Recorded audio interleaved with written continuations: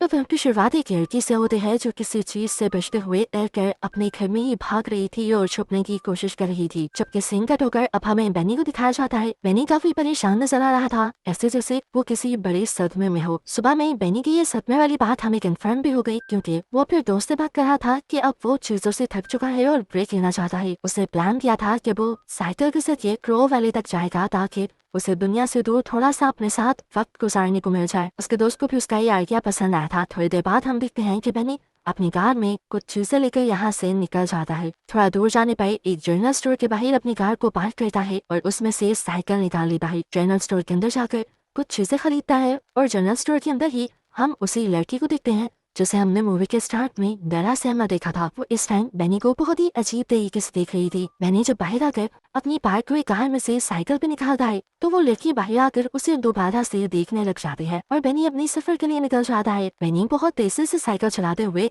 Crow valley की तरफ बढ़ रहा था।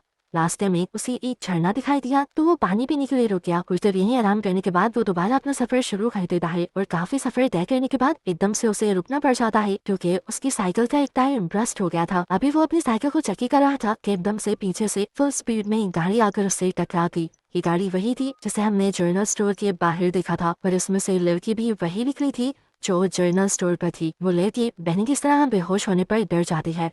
वो पहले कान लगाकर उसकी हार्ट बीट सुनती है और जब उसे ये कन्फर्म हो जाता है कि बेनी जिंदा है तो वो उसे अपनी कार में डालकर यहाँ से दूर ले जाते हैं। काफी दूर जाने पर इन्हें एक ऐसा कैबिन नजर आता है जो आबादी से बहुत दूर था, एक सुनसान इलाके में था। उसने इस घर को जब खटखटाया तो कोई भी उसकी बात नहीं सुन रहा था। उसने विंडो से देखा, हर जगह से देखने की कोशिश की। जब उसे ये बात कंफर्म हो गई कि अंदर इस टाइम कोई भी नहीं है तो खुद वो विंडो तोड़कर घर के अंदर चली गई। घर में हर चीज पर बहुत ज्यादा डस्ट आई हुई थी जिससे साफ जाहिर था कि यहाँ पर रहने वाले काफी लंबे अरसे से यहाँ नहीं आए और हो सकता है कि अभी भी ना आए। अब सीन कुछ देर बाद का दिखाया जाता है जब बेनी को इसी कैबिन के अंदर होश, उसका बाजू और सर बुरी तरह से जख्मी था और उसको सर में इतना दर्द हो रहा था कि उससे खड़ा नहीं हुआ जा रहा था। यहाँ तक कि उसे ये बात भी याद नहीं थी कि आखिरी मरतबा उसके साथ हुआ क्या था और वो यहाँ तक कैसे पहुंचा। बेनी के होश आने पर वो लड़की भी उसके करीब आती है जिसने बेनी का एक्सीडेंट किया था। थोड़ी ये बातें करने पर उसे अंदाजा हो जाता है कि बेनी को एक्सीडेंट के बारे में कुछ याद नहीं, इसीलिए वो खुद भी कुछ सच नहीं बताती। मैनी जब उससे सवाल करता है कि मैं यहाँ पर कैसे आया तो वो झूठ बता देती है कि तुम मुझे रास्ते में बेहोश मिले थे और मैं तुम्हें उठाकर यहाँ करीब अपने अंकल के पेंट हाउस में ले आई। मैंने उससे कहता है कि तुम्हें एम्बुलेंस को कॉल करनी चाहिए थी, देखो मेरा बाजू कितना जख्मी है। तो ये सुनकर वो लड़की इंकार कर देती है और कहती है कि इस टाइम हम लोग क्रो वैली के अंदर हैं और क्रो वैली में दूर दूर तक कोई भी सर्विस मौजूद नहीं है।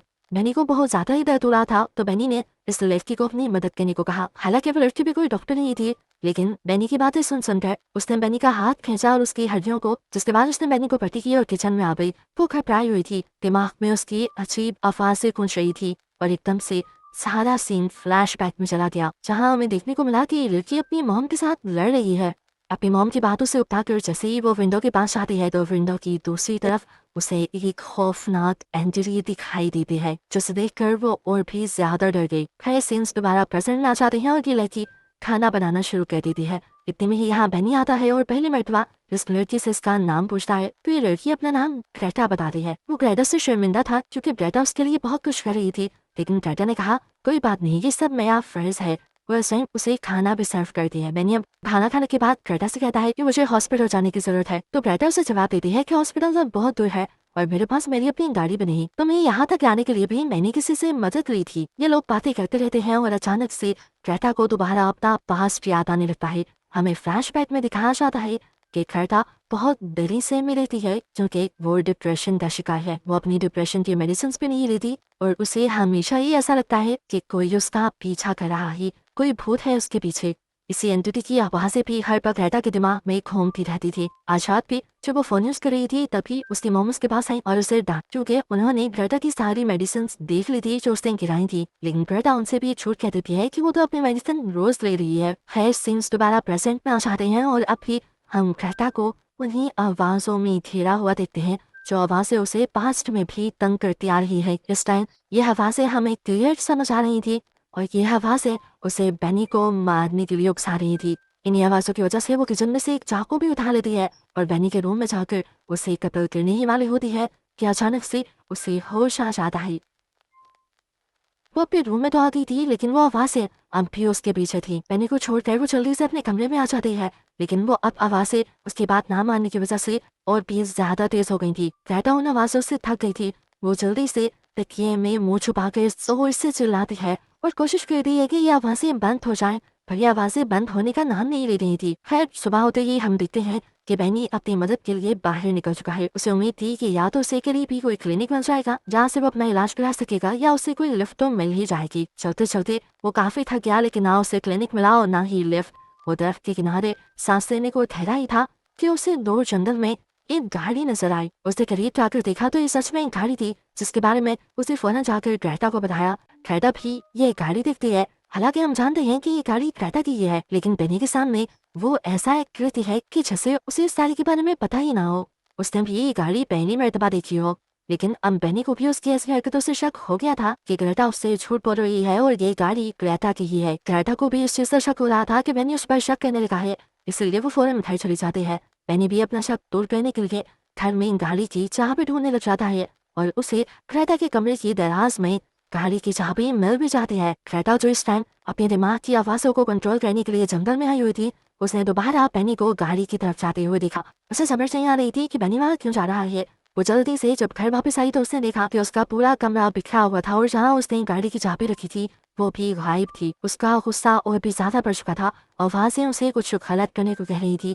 अलमारी से वो बेसबॉल बैट निकालती है और बेनी के पीछे चल पड़ती है। ग्रेटा अब बेनी के पीछे आ चुकी थी। इससे पहले कि बेनी गाड़ी लेकर यहाँ से भाग जाता, ग्रेटा उससे कहती है गाड़ी से दूर हो जाओ। बेनी उसकी धमकी को समझ नहीं पाता। वो ग्रेटा से कुछ कहने ही लगता है तो ग्रेटा बेसबॉल बैट घुमाकर जोर से उसके सर में मारती है और उसे बेहोश कर देती है। वो अब घसीटते हुए बेनी को वापस घर में ले आई थी। किचन के फ्लोर पर एक शीट बिछाते हुए वो बेनी को एक कुर्सी पर बिठाकर उसे टेप से अच्छी तरह बांध देती है। बेनी जब होश में आया तो वो हैरान रह गया था कि इतनी सी लड़की उसके साथ ऐसा भी कर सकती है। वो ग्रेटा से कहता है तुम ऐसा क्यों कर रही हो? मैंने तुम्हारा क्या बिगाड़ा है जो मेरे पीछे पड़ गई हो? तुम मुझे छोड़ दो, इसके बदले तुम्हें जो चाहिए, जितने भी पैसे चाहिए तुम मुझसे मांग सकते हो। इस टाइम ग्रेटा के सर पे भूत सवार था। वो बेनी की ये बात नहीं सुनती और एक हथौड़ा उठाते हुए उसे धमकी देती है कि अपना असल नाम बताओ वरना मैं तुम्हारा हाथ तोड़ दूंगी। वो अपना असली नाम बता देता है कि उसका नाम डेविड है और डेविड नाम सुनते ही ग्रेटा के दिमाग में चलने वाली आवाजें और भी तेज हो जाती है। उस आवाजों ने अब ग्रेटा को पागल कर दिया था। उन आवाजों के बहकाव में आकर एकदम से डेविड के हाथ पर वो हथौड़ा मारते हुए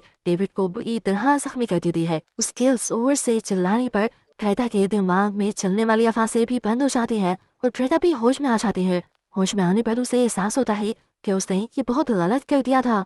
इसके बाद ग्रेटा डेविड के पास आती है और उसे एक पिक्चर दिखाती है जिसमें ग्रेटा के साथ उसकी बहन भी थी।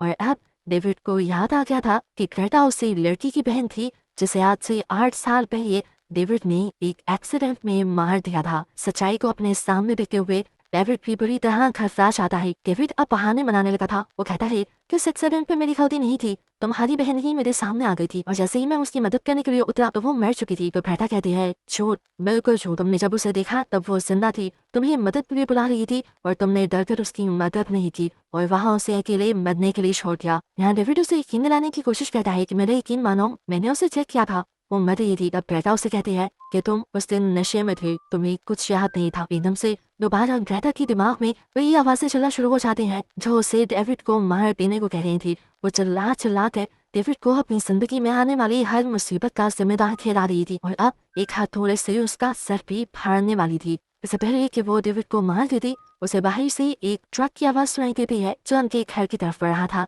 असल में वो इस घर का ऑनर था। ओलिविया बाहर जाकर उसे पूछती है और जब ये आदमी उससे पूछता है कि तुम कौन हो तो वो बड़ा मासूम सा मुंह बना कर कहती है कि मैं यहाँ से गुजर रही थी, मेरा एक्सीडेंट हो गया तो मुझे मजबूरी में यहाँ पर पनाह लेनी पड़ी। अब वो इस आदमी को अंदर जाने से रोकने के लिए कहती है क्या आप मुझे थोड़ी दूर तक की लिफ्ट दे देंगे? वो आदमी ग्रेटा की बात का जवाब नहीं देता और उसके कपड़ों पे लगे खून को देखकर वो जान जाता है अंदर कुछ गड़बड़ जरूर चल रही है। इसलिए वो ग्रेटा को साइड पे कहते हुए जल्दी से घर के अंदर जाता है। इससे पहले कि वो किचन की तरफ जाकर डेविड को देख लेता, नीचे पड़ा हुआ बेसबॉल बैट उठाती है और एक और मर्तबा उसे घुमाते हुए इस बुढ़े आदमी को भी बेहोश कर देती है। इस मर्तबा तो खून बहुत ज्यादा बह रहा था। उसे बहुत जोर से हिट कर दिया था। इतना तेज खून देखकर उसे दोबारा जब होश आया तो उसे एक और मर्तबा एहसास हुआ कि उसने बहुत गलत कर दिया है। उसने खून भी रोकने की कोशिश की लेकिन अब कोई फायदा नहीं था। ग्रेटा उसके दिमाग को डैमेज कर चुकी थी और खून बहने की वजह से उसकी मौत भी हो गई थी। ग्रेटा पूरी तरह टूट जाती है। वे साथ में को यहीं पर छोड़कर एक कमरे में जाते हैं और अपनी बहन की पिक्चर को देखकर रोने लग जाते हैं। यहाँ डेविड जो काफी टाइम से किचन में बना हुआ था, उसे भी ग्रेटा के पास ना होने की वजह से यहाँ से भागने का मौका मिल गया था। उसे किचन में जमीन पे पड़ी एक छुरी दिखाई देती है, जिसे उठाने के लिए वो अपने आप को जमीन पर गिरा देता है और छुरी से अपने हाथों को खोलने की कोशिश करता है।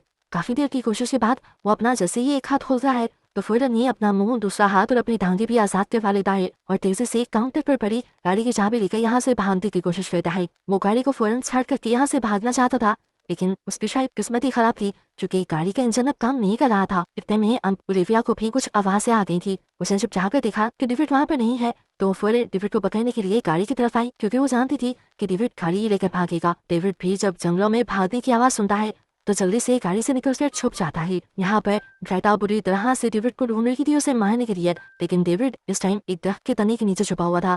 ग्रेटा उसके पास से भी गुजर गई, लेकिन उसे शक भी नहीं हुआ। यहीं पर बहुत ही ज्यादा सदमे में डेविड को वो सब याद आता है जो चंद साल पहले उसने किया था। इसी क्रो वैली से एक मरतबा जब वो नशे में गुजर रहा था तो उसने साइकिल पर सवार ग्रेटा की बहन का एक्सीडेंट कर दिया था। वो उसकी मदद करने के लिए बाहर भी निकला था, लेकिन उसने देखा कि ग्रेटा की बहन बेहोश हो चुकी है। उसकी नब्ज चल रही थी, वो जिंदा थी, लेकिन डेविड के अंदर इतनी हिम्मत नहीं थी कि वो इस लड़की की मदद कर सके। पुलिस के चक्रों से बचने के लिए वो दोबारा अपनी गाड़ी में बैठा और यहाँ से भाग गया। वो आज भी उसे वाकई की वजह से बहुत ज्यादा शर्मिंदा था। उसे दुख था उसने जो किया था, लेकिन फिलहाल वो इन सारी चीजों की वजह से अपनी जान नहीं गंवाना चाहता था। उसे जब महसूस होता है कि ग्रेटा वहां से दूर चली गई है तो वो दरख्त के नीचे से निकलकर बाहर आ जाता है। डेविड को याद आया था कि वो घर का ऑनर जो यहाँ आया था वो ट्रक में आया था। उसका ट्रक लेकर यहाँ से भागने का प्लान करता है और जैसे ही घर आता है और चाबियां ढूंढने की कोशिश करता है तो ग्रेटा छुरी के ऊपर उसी ऑनर के ट्रक की चाबियां लटकाई एकदम से डेविड के सामने आ गई। लेकिन उसे फिर से किया कि वो हिम्मत करेगा और गाड़ी की चाबी लेगा, लेकिन जैसे ही खड़ा हुआ तो फौरन से ग्रेटा उन चाबियों को साइड पे खिलाते हुए चाकू से उसके ऊपर हमला करने की कोशिश करती है। ग्रेटा और डेविड दोनों नीचे गिर जाते हैं। ग्रेटा पूरी तरह से डेविड को मारने की कोशिश कर रही थी और डेविड अपने आप को बचाने की। इसी सबके चक्कर में डेविड ग्रेटा को पूरी तरह अपने काबू में भी कर लेता है। वो जो उसके हाथ से चाकू लेना चाहता था और ग्रेटा फोर्सफुली चाकू उसके पेट की तरफ बढ़ा रही थी, इसी धक्कम-पेली में वो चाकू ग्रेटा के ही पेट में स्टैक हो जाता है और ग्रेटा खुद ही यहाँ पर मर जाते हैं। डेविड जल्दी से यहाँ से गाड़ी की चाबियां उठाता है और फौरन ट्रक की तरफ भागता है। वो ट्रक लेकर यहाँ से जाने ही वाला था, लेकिन फौरन उसे एहसास हुआ कि हो सकता है ग्रेटा अभी जिंदा हो। वो पहले वाली गलती दोहराना नहीं चाहता था। वैसे किसी मासूम इंसान को अब मैंने नहीं देना चाहता था, इसीलिए वो ग्रेटा की मदद करने के लिए वापस आया। घर में वापस आते ही उसने नब्शर की अभी ग्रेटा जिंदा थी। वो ग्रेटा को एक कपड़े पर लेटाते हुए खींचते हुए गाड़ी तक ले आया। डेविड जल्द से जल्द उसे हॉस्पिटल पहुंचाना चाहता था। सफर आधा तय हो चुका था, तभी ग्रेटा को होश आ गया।